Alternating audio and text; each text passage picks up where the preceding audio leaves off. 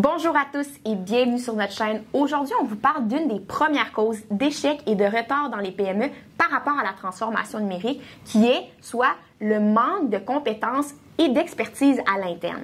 Saviez-vous qu'il y a seulement 26% des PME ici au Québec qui ont entamé un processus de formation axé à développer les compétences numériques? Eh bien, pourtant, les études démontrent qu'il y a un lien étroit à faire entre la formation et la productivité, et malgré tout, il y a seulement un quart des entreprises qui ont pris action pour pallier à ce manque de compétences. Les experts vous parlent souvent des merveilles que la technologie peut vous apporter, mais très peu mentionnent que c'est important l'appropriation des compétences à l'interne. Puis c'est pas compliqué, là. Dans l'ère de la technologie et du numérique, il y a une panoplie de nouvelles compétences qui viennent en ligne de compte. Puis c'est vraiment l'humain qui va opérer la technologie, qui va assurer le succès de l'implantation. Donc l'aspect de formation est fondamental dans ce processus-là. De plus, la formation, ça peut être un bon facteur de rétention et de motivation chez vos employés parce que ça répond à un besoin d'actualisation et de considération de ceux-ci.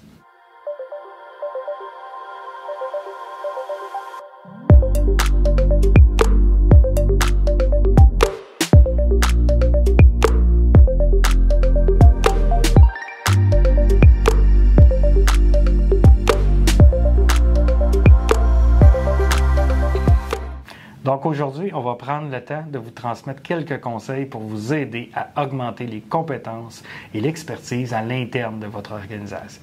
Premièrement, c'est important de considérer que chacun de vos employés ont un cheminement de carrière différent. Juste qu'il faut penser qu'ils n'ont pas les mêmes qualifications. Et c'est important de cibler dès l'embauche les connaissances et les compétences qu'ils ont déjà acquises. Le but, c'est de leur fournir une formation adéquate en fonction de leur réalité. Si vous voulez les outiller pour être plus performants, l'intégration d'un bon programme de formation peut avoir un impact positif sur la courbe d'apprentissage de vos employés et les aider à être plus performants à répondre à vos attentes. Un programme de formation adapté, c'est un bon point de départ, mais il faut maintenir les connaissances et les compétences de vos employés à jour. C'est pour ça que c'est fortement recommandé de soit offrir ou encourager la formation continue. Ça va vous permettre d'assurer la croissance de la compétence de vos employés.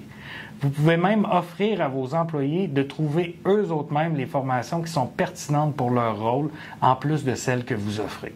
Bon, les programmes de formation, c'est important, puis ça a démontré leur succès à travers le temps, mais il y a d'autres façons que vous pourriez utiliser pour augmenter les connaissances et compétences de vos employés à l'interne.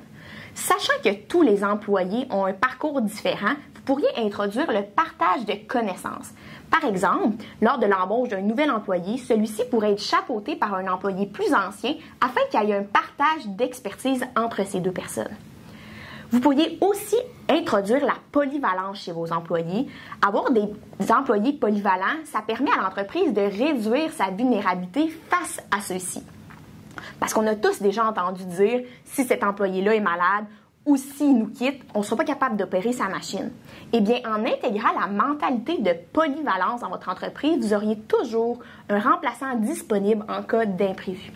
En plus, la polyvalence, ça peut être un très bon point de recrutement pour vos employés parce qu'il y en a qui recherchent à faire des tâches variées et continuer d'apprendre au travail. Là, on vous a donné plusieurs manières d'augmenter les compétences, connaissances et expertise de vos employés, mais gardez en tête la qualification de vos employés parce que pour certaines tâches ou certains postes, ceux-ci demandent une expertise précise. Donc, assurez-vous que vos employés sont qualifiés dès l'embauche. Sinon, assurez-vous de leur offrir les outils pour aller chercher la qualification recherchée pour ce poste. Là, permettez-moi d'éclaircir les termes qu'on utilise aujourd'hui, soit qualification, connaissance, compétence et expertise. Donc, la qualification, c'est quoi? C'est souvent obtenu par l'éducation. Un employé est souvent qualifié pour le poste dès le début. Les connaissances, c'est savoir quelque chose, c'est souvent transmis par l'employeur et acquis à travers le temps. Une compétence, c'est des connaissances plus approfondies dans un domaine général. Souvent, c'est lié à une qualification ou c'est transmis par l'employeur. L'expertise, elle, c'est avoir les habiletés et les connaissances dans un domaine spécifique. Il s'agit d'avoir une maîtrise technique spécialisée dans un sujet. Avoir de l'expertise, ça surpasse des compétences. C'est souvent acquis par l'expérience ou par l'éducation avancée. Donc ça, c'était la distinction des 4 termes qu'on a utilisés aujourd'hui.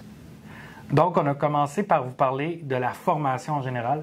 Maintenant, on va parler de la formation, mais plus spécifique au moment de l'implantation d'une nouvelle technologie.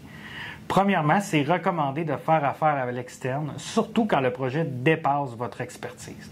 C'est très honorable et en plus, c'est bénéfique d'être accompagné par un expert au moment de sélectionner et d'implanter la technologie.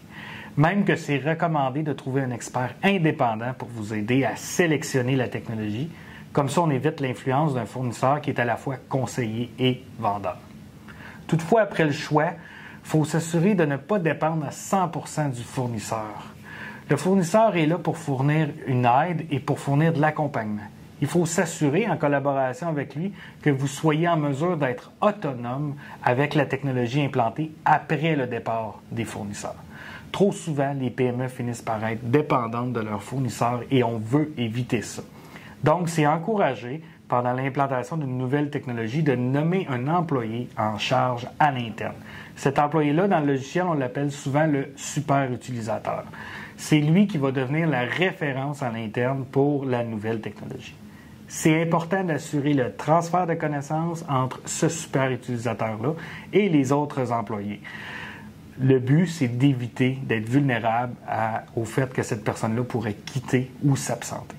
Et on fait le lien aussi avec ce que Marie discutait tout à l'heure, de justement favoriser le partage de connaissances à l'interne des équipes.